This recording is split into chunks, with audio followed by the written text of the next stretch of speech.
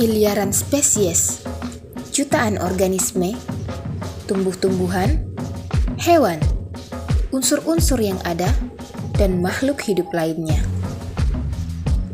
Ini kisah dan petualangan mengenai fakta tersembunyi pada alam. Sifat, klasifikasi, sejarah, adat istiadat, perkembangan makhluk hidup, dan perilaku sehari-hari mereka. Mereka bersatu dalam sebuah planet yang disebut Bumi.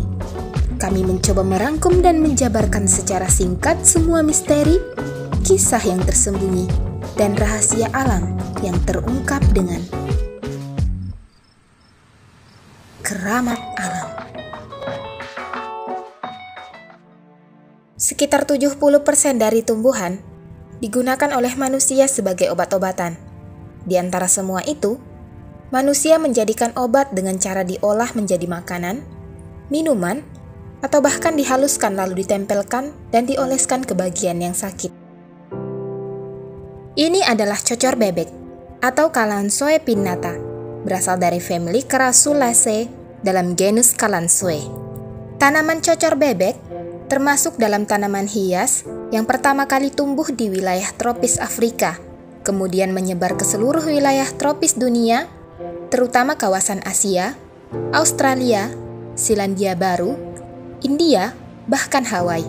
Masyarakat mancanegara menyebut tanaman cocor bebek dengan miracle leaf, sedangkan masyarakat Jawa pada umumnya menyebut tanaman ini dengan tibodadi, yang berarti jatuh kemudian jadi.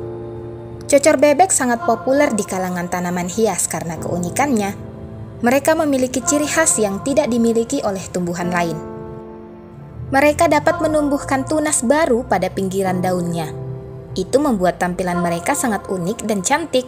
Jika tunas tersebut jatuh ke tanah, maka akan tumbuh akar halus dan dapat menjadi tumbuhan baru tanpa harus merusak tanaman induk.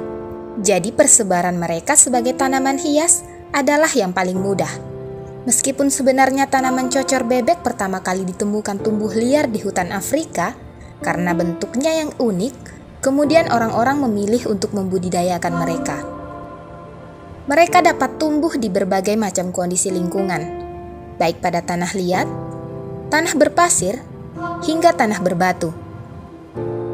Selain itu, mereka adalah tanaman hias yang sangat mudah tumbuh karena tidak memerlukan perawatan khusus dan cara membudidayakannya juga sangat mudah. Saking populernya tanaman cocor bebek, setidaknya ada 125 jenis dari famili mereka. Namun, selain sebagai tanaman hias, ada 5 jenis dari cocor bebek yang digunakan sebagai penghias rumah dan menjadi tanaman obat. Di antara mereka, yang paling terkenal adalah spesies Kalanchoe pinnata, atau cocor bebek yang paling sering kita temui. Tapi pertanyaannya adalah, bagaimana tanaman cocor bebek bisa menjadi obat? Cocor bebek adalah tanaman hias yang tidak lagi asing bagi setiap orang. Tanaman yang memiliki penampakan selalu terlihat segar ini dengan daun berwarna hijau dan juga lebar.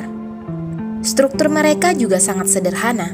Mereka memiliki batang pendek dengan tekstur yang lunak dan beruas. Daunnya terlihat cukup lebar dengan bentuk oval, berdaging, dan juga tebal.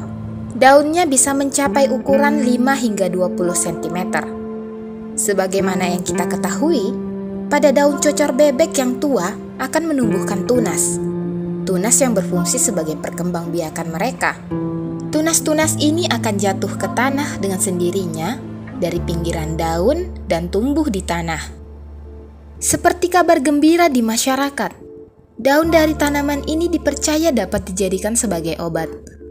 Zat dan senyawa yang terdapat pada daunnya membuat mereka sangat bermanfaat.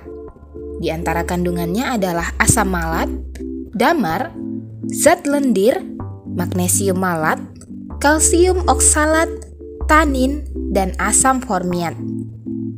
Kandungan ini dipercaya mampu mengobati demam, sakit kepala, flu, batuk, sesak napas, dan berbagai penyakit kulit seperti borok, infeksi, bisul, dan banyak penyakit kulit lainnya.